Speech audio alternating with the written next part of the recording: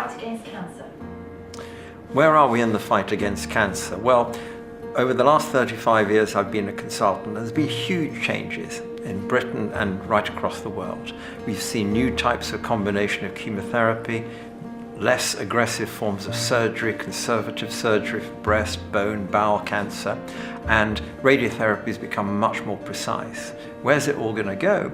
It's going to get better still, and survival will improve, but perhaps most importantly, the quality of a cancer patient's life is going to get better.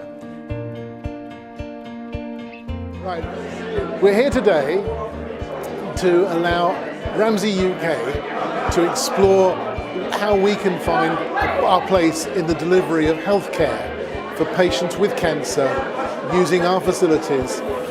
Steps in development are usually small, but we're actually for the first time making what I consider to be giant leaps. Our understanding of what we're actually treating and the fundamental basis of what causes cancer is being unravelled.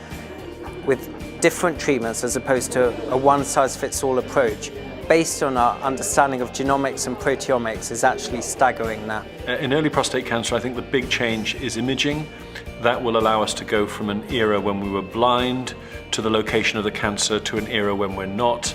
And I think that will allow us to not biopsy a number of men, if the MRI or the form of imaging is negative, to biopsy men who need a biopsy better.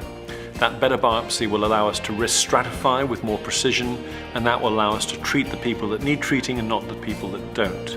In terms of breast cancer, the most significant improvement is that understanding that breast cancer is a wide spectrum of diseases, and the treatment has to be individualized and often tailor-made. The networks are becoming closer, people are understanding each other's roles better, and it's all based on good communication and good teamwork. I strongly believe that teamwork is the basis for providing the excellent care, and a caring physician makes most of the difference rather than any of the medications. And what we now need to do is to concentrate on some of the softer ends, the bits that really matter to patients and their families, making access easy, getting local small cancer units following the same quality of care as the big cancer centres. So reorganising the way in which we care for patients is going to be absolutely vital. You set up devolved centres for care. You can do them in, say, the grounds of a Ramsay hospital if it's conveniently located. That would be a much better way forward.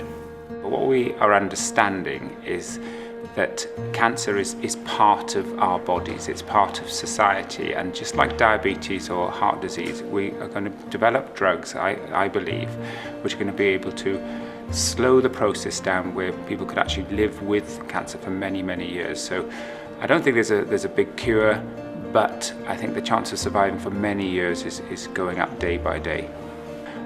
In terms of how the private sector's helped, well, first of all, it substantially helps the NHS by removing a sector of patients out of the NHS and treating them with therapies which weren't available to them largely.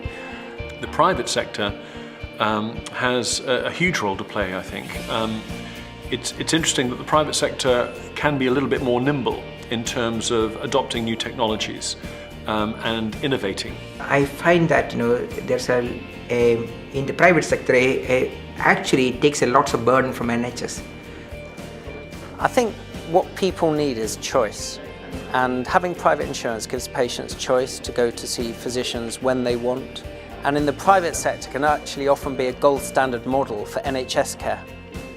I think the trick for the future is to experiment with all sorts of things, public, private and voluntary, to provide the best possible solution. Personalised prevention messages are very powerful. The number of people who are alive and well living with cancer is significantly going up. We're now understanding that screening is going to play a role in specific cancers. There's also much more hope. There's an atmosphere of hope in most cancer centres, which there really wasn't 30 years ago. And I'm now beginning to see patients embrace lifestyle after cancer and helping themselves. So I think that's in its infancy, but I think that's going to be a big impact in the near future.